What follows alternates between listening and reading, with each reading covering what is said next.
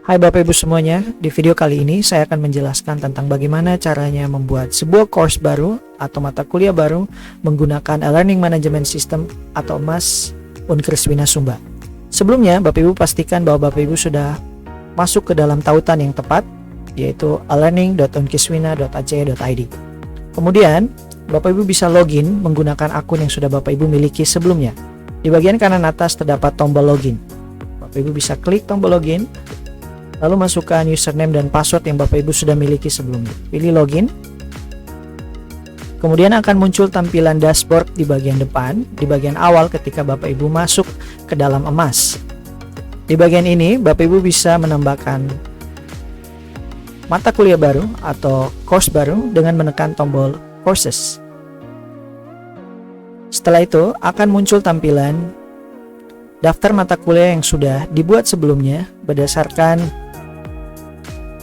tingkatan atau aras yang paling besar, dalam hal ini yaitu fakultas. Bapak Ibu bisa lihat daftar mata kuliah dengan menekan tombol segitiga di sebelah kiri. Sebagai contoh ini, misalnya ini adalah mata kuliah yang sudah dibuat oleh Bapak Ibu dosen sebelumnya di Prodi Teknik Informatika di dalam Fakultas Sains dan Teknologi. Jika Bapak Ibu ingin menambahkan sebuah course baru, Bapak Ibu bisa scroll ke bawah, lalu pilih atau tekan tombol Add a New Course. Kemudian akan muncul tampilan data-data yang perlu atau wajib Bapak Ibu isi sebelum membuat mata kuliah yang tadi berjalan di dalam MAS. Pertama, Bapak Ibu perlu mengisi nama lengkap dari mata kuliah tersebut. Dalam hal ini, saya contohkan mata kuliah yang saya ampuh. Oke, setelah itu Bapak Ibu bisa mengisi nama singkat dari mata kuliah ini. Tujuannya untuk mempermudah pencarian oleh mahasiswa atau peserta kelas untuk bergabung dengan mata kuliah ini. Saya isi Algo 1 sebagai contoh. Bapak Ibu bisa mengisi sesuai dengan nama mata kuliah Bapak Ibu. Kemudian pada bagian course kategori, Bapak Ibu pastikan bahwa lokasi dari mata kuliah sudah sesuai dengan prodi tempat Bapak Ibu mengajar. Dalam hal ini adalah Prodi Teknik Informatika untuk saya. Kemudian di bagian bawah, di bagian course visibility, Bapak Ibu biarkan default yaitu show. Lalu course start date-nya bisa menyesuaikan dengan kalender akademik. Lalu di course end date, Bapak Ibu misalnya kalau belum mengetahui kapan selesai atau kapan berakhir mata kuliah ini dilakukan, Bapak Ibu bisa buat menjadi default, menjadi disable dengan klik tombol centang. Kemudian pada course ID number, Bapak Ibu bisa mengisi kode mata kuliah ataupun tidak, ataupun dibiarkan kosong karena sifatnya opsional. Jika Bapak Ibu ingin mengisi, Bapak Ibu bisa mengisinya dengan kode mata kuliah.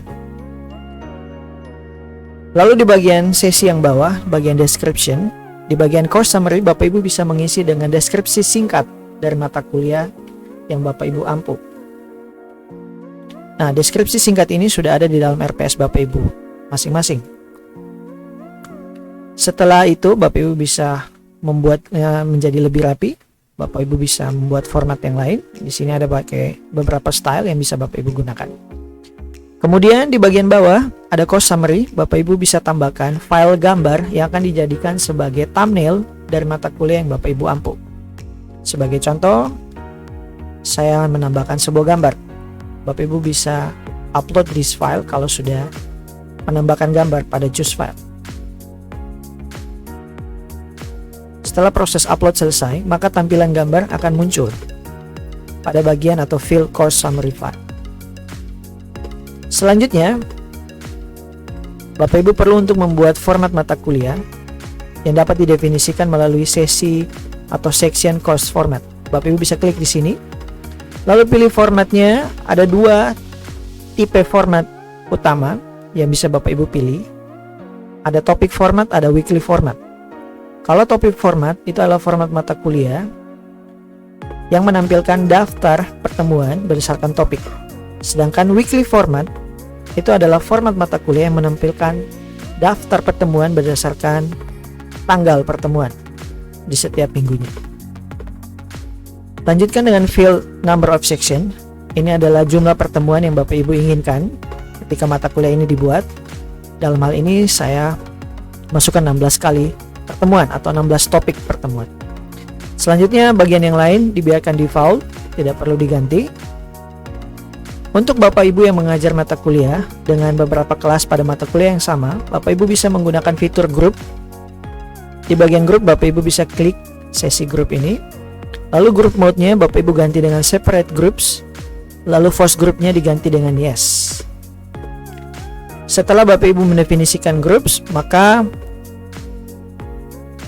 data-data yang dibutuhkan untuk membuat sebuah mata kuliah di EMAS sudah selesai. Untuk mempermudah proses selanjutnya, Bapak Ibu bisa mengganti nama-nama peran yang muncul atau istilah peran yang muncul pada EMAS. Caranya, Bapak Ibu bisa klik role renaming lalu menambahkan istilah yang menggantikan istilah sebelumnya. Sebagai contoh, teacher kita ganti dengan kata dosen, lalu non-editing teacher kita ganti dengan kata asisten dosen. Lalu student kita ganti dengan kata mahasiswa. Jika sudah, Bapak Ibu bisa save and display. Klik tombol save and display. Setelah itu akan muncul enroll user. Tujuannya adalah untuk menambahkan Bapak Ibu sebagai peserta di dalam kelas, tetapi dengan hak akses sebagai seorang dosen atau pengajar. Karena pada saat Bapak Ibu membuat mata kuliah, tidak serta-merta langsung secara otomatis Bapak Ibu sebagai pengampu mata kuliah tersebut. Oleh karena itu, Bapak Ibu perlu menambahkan Bapak Ibu sendiri sebagai peserta mata kuliah. Caranya, Bapak Ibu klik tombol enroll user, lalu pastikan assign role-nya atau perannya sebagai seorang dosen. Kemudian, di kolom search, di field search ini, Bapak Ibu bisa cari nama Bapak Ibu sekalian. Lalu pilih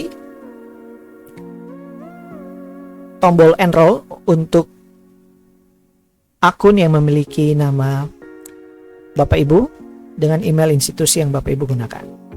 Tekan tombol enroll. Jika sudah, maka tombol enrollnya akan hilang. Setelah itu, klik tombol finish enrolling user.